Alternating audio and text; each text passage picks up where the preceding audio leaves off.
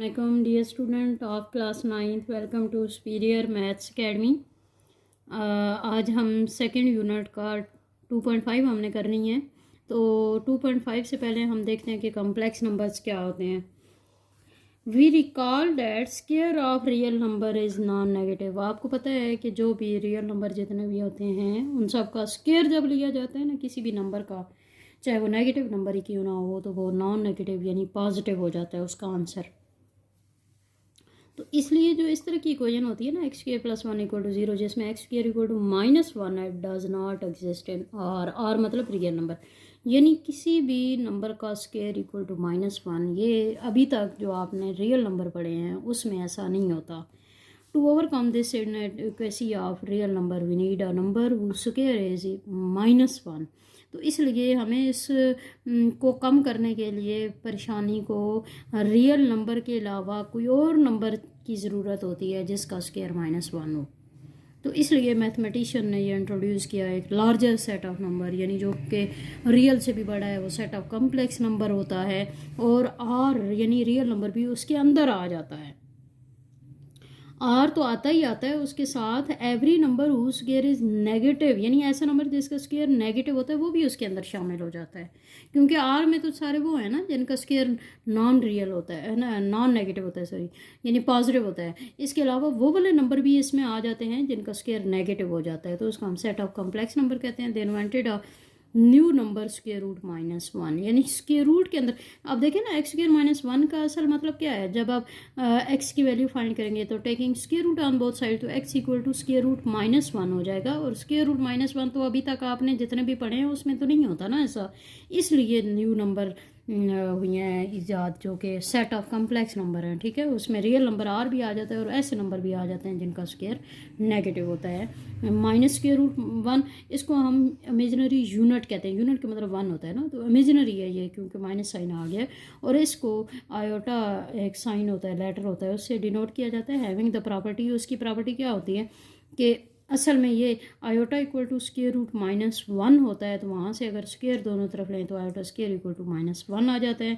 Iota जो है वो रियल नंबर नहीं है, ये एक न्यू मैथमेटिकल एंटिटी है that enable us to enlarge the number system to contain solution of every algebraic equation of the form x square equal to -1 यानी ये उससे भी नंबर सिस्टम को और बड़ा कर देता है ये। ठीक है, ये एक और मैथमेटिकल एंटिटी है जिसमें हर अलजब्राइक इक्वेशन की का सॉल्यूशन मौजूद होता है, जो किस तरह की हो, x square equal to -a मतलब कोई भी नंबर हो सकता है। वो a जो है वो पॉजिटिव है, लेकिन माइनस की वजह से वो पूरा जो है वो नेगेटिव हो जाता है। By taking new number iota equal to square root -1, तो आयोटा स्क्वायर इक्वल टू -1 हो जाएगा ना।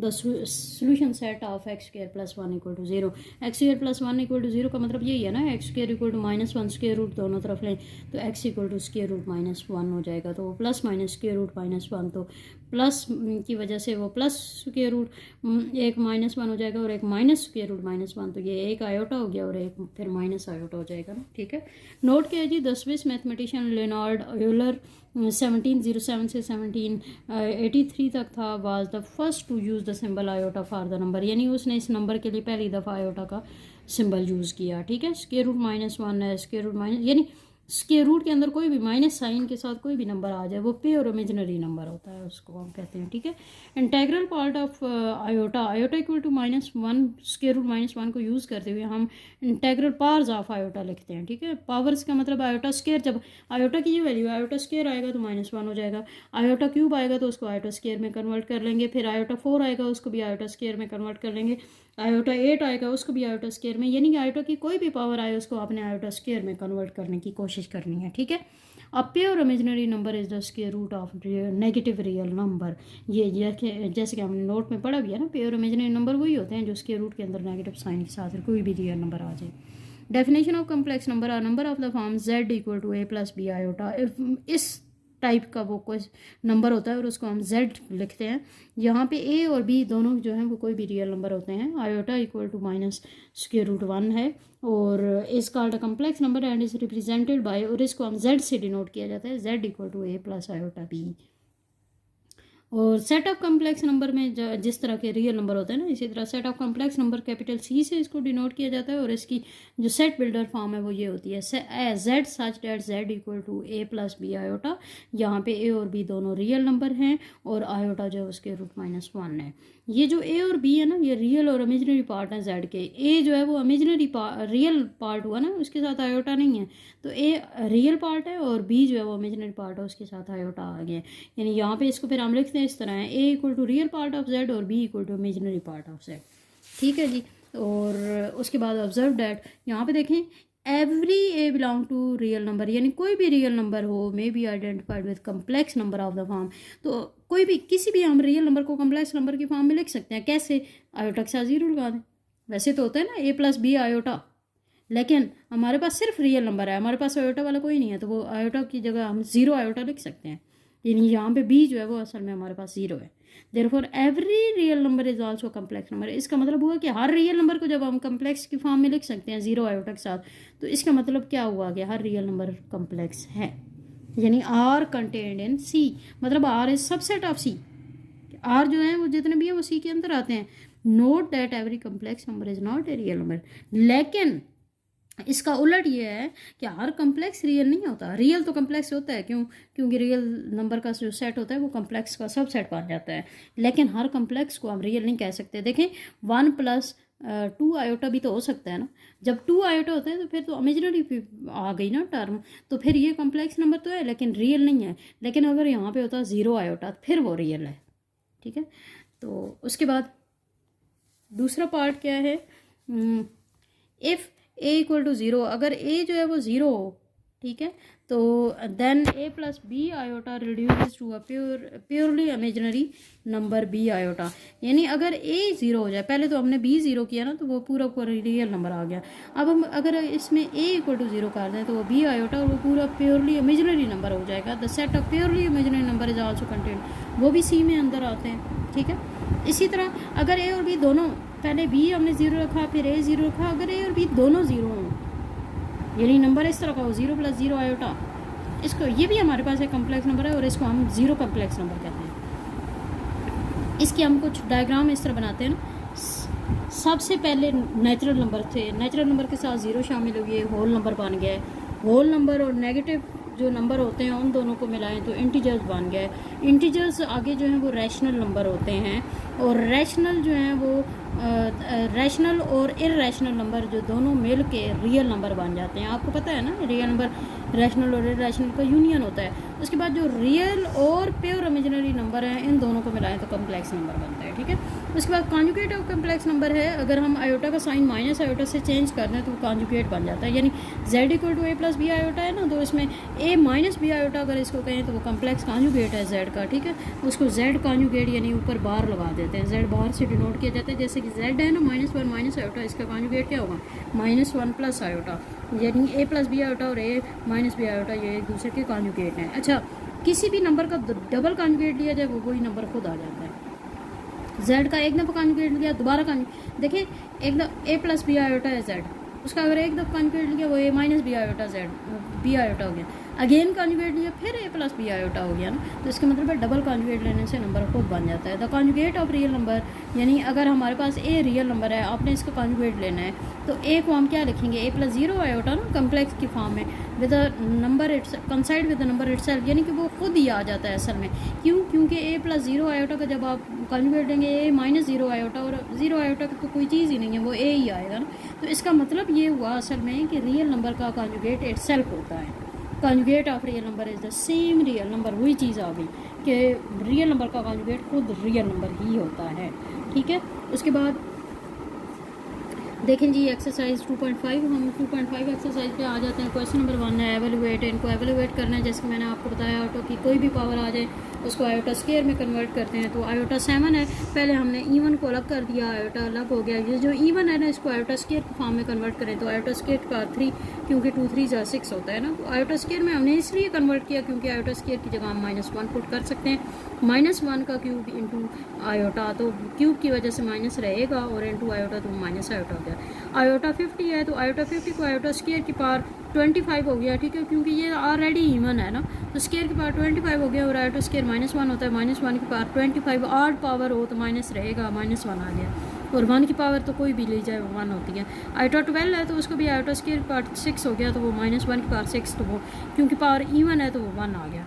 उसके बाद माइनस आयोटा 8 है, तो माइनस आयोटा 8 को हमने क्या किया, माइनस जो है ना वो 8 की वजह से, क्योंकि पावर इवन है ना तो इवन की वजह से माइनस ख़त्म हो गया, ठीक है। तो यानी यहाँ पे -1, या इसको यूँ भी लिख सकते हैं कि आयोटा करो -1 इंटू आयोटा की पावर 8, तो -1 की पावर 8 अलग हो गया, आयोटा की पावर 8 अलग हो गया, तो -1 की पावर 8 वो 1 ही रहेगा, तो आयोटा की पावर 8 उसको आयोटा की पावर 4 लिख देते हैं, स्क्वायर की 4 ना, तो वो आयोटा स्क्वायर की जगह -1 की पावर 4, तो क्योंकि पावर इवन है तो 1 है। उसके बाद माइनस आयोटा की पावर 5 है तो इसमें भी -1 अलग कर दिया, उसकी पावर 5, और आयोटा की पावर 5 अलग कर दी। जो आयोटा की पावर 5 है उसमें भी फिर आप इवन अलग कर दें, आयोटा की पावर 4 और आयोटा अलग कर दिया, और 5 की वजह से ये माइनस रहेगा। ये जो आयोटा 4 है इसको आयोटा स्क्वायर की स्क्वायर कर दिया, -1 का स्क्वायर, तो वो +1 हो गया, और ये -1 और ये आयोटा है तो माइनस आयोटा आ गया। आयोटा 27 है उसको 26 अलग कर दिया, आयोटा अलग कर दिया, 26 का 2 की पावर 13 अलग हो गया, ये -1 की पावर 13 वो -1 ही रहेगा, इनटू आयोटा तो ये माइनस आयोटा हो गया, ठीक है। उसके बाद राइट द कॉन्जुगेट ऑफ, इनकी कॉन्जुगेट लिखने हैं, कॉन्जुगेट का मतलब इसको लेट कर दें, पहले z की इक्वल, फिर बाहर ले लें दोनों तरफ, तो ये साइन जो आयोटा के साथ वाला साइन है वो चेंज हो जाएगा। इसी तरह ये है तो इसमें भी आप दोनों तरफ कॉन्जुगेट लें, तो ये z का कॉन्जुगेट 3 + 5 आयोटा हो जाएगा, यहाँ पे भी दोनों तरफ कॉन्जुगेट लें, माइनस आयोटा के जो कॉन्जुगेट है वो प्लस आयोटा हो जाएगा, यहाँ पे कॉन्जुगेट लेंगे तो -3 -4 आयोटा हो जाएगा। सिर्फ आयोटा वाले के साथ साइन चेंज करना है, ठीक है, दूसरा वही रहेगा। यहाँ पे भी आप z का कॉन्जुगेट दोनों तरफ लें तो ये देखें -4 प्लस आयोटा आ गया, यहाँ पे भी दोनों तरफ जब कॉन्जुगेट लेंगे तो अब यहाँ पे आयोटा के आपने ये नहीं करना कि सेकंड वाले के साइन चेंज करते जाओ, आयोटा पहले भी आ सकता है ना, आयोटा का आपने साइन चेंज करना है, प्लस आयोटा है तो माइनस आयोटा हो गया। उसके बाद क्वेश्चन नंबर 3 में right the real and imaginary part, यानी कि ये इकट्ठा दिए हुए अपने रियल पार्ट को अलग करना है, इमेजिनरी को अलग करना है, तो z = 1 + आयोटा है, तो रियल पार्ट ऑफ z जो है वो 1 हो गया, और इमेजिनरी पार्ट ऑफ z जो है वो यहाँ पे आप देखें आयोटा आप नहीं लिखेंगे, ठीक है, क्योंकि वो तो जाहिर हो रहा है कि वो इमेजिनरी पार्ट है, आपने सिर्फ उसका कोफिशिएंट लिखना है, वो 1 आएगा। फिर z = -1 + 2 iota, real part of z क्या हो गया -1 और इमेजिनरी पार्ट क्या हो गया 2, आयोटा बिल्कुल नहीं लिखना साथ। इसके बाद यहाँ पे आप देखें हमारे पास रियल वाला जो पार्ट होता है वो आयोटा के बगैर वाला होता है, ठीक है, वो चाहे पहले लिखा हो चाहे बाद में, तो रियल इसमें z का 2 हो गया और इमेजिनरी जो है -3 हो गया। यहाँ पे भी रियल जो है वो -2 हुआ, इमेजिनरी -2 हो गया। यहाँ पे रियल क्या आएगा, यहाँ पे आप देखें ये है ही आयोटा वाली टर्म, यानी इसमें रियल नंबर है ही नहीं, वो 0 लिख सकते हैं ना हम, तो 0 जो है वो रियल नंबर हो गया और रियल पार्ट हो गया, और इमेजिनरी पार्ट -3 आएगा। और इसमें आप देखिए 2 + 0 आयोटा, तो 2 जो है वो रियल पार्ट है और इमेजिनरी जो है वो 0 आ गया। उसके बाद क्वेश्चन नंबर 4 है, क्वेश्चन नंबर 4 में लिखा हुआ है एक्स और वाई की वैल्यू फाइंड करनी है, दो कम्प्लेक्स नंबर इक्वल दिए हुए हैं, ठीक है, आपने एक्स वाई की वैल्यू फाइंड करनी है। अच्छा, एक काम आपने क्या करना है कि आपने जो आयोटा की वाली टर्म है उनको एक तरफ कर दें, और जो आयोटा की रियल वाली टर्म है उनको एक तरफ कर देना, ठीक है।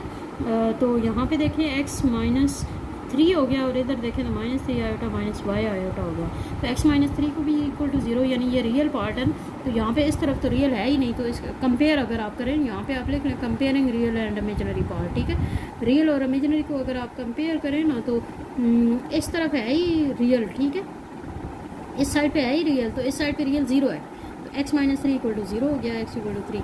अब इस साइड पे देखें तो इमेजिनरी 0 है, ठीक है, क्योंकि नहीं है ना, तो 0 = -3 आयोटा -y आयोटा, तो आयोटा ख़त्म हो जाता है जी भाई, 3 + आयोटा 3 + y = 0 हो जाता है, तो y = -3, ये दोनों वैल्यूज आ गई, ठीक है। तो ठीक है जी, इसको आप समझें और बाकी लोगों के साथ शेयर भी करें, लाइक करें, सब्सक्राइब करें, कमेंट भी दें। थैंक यू सो मच, अल्लाह हाफ़िज़।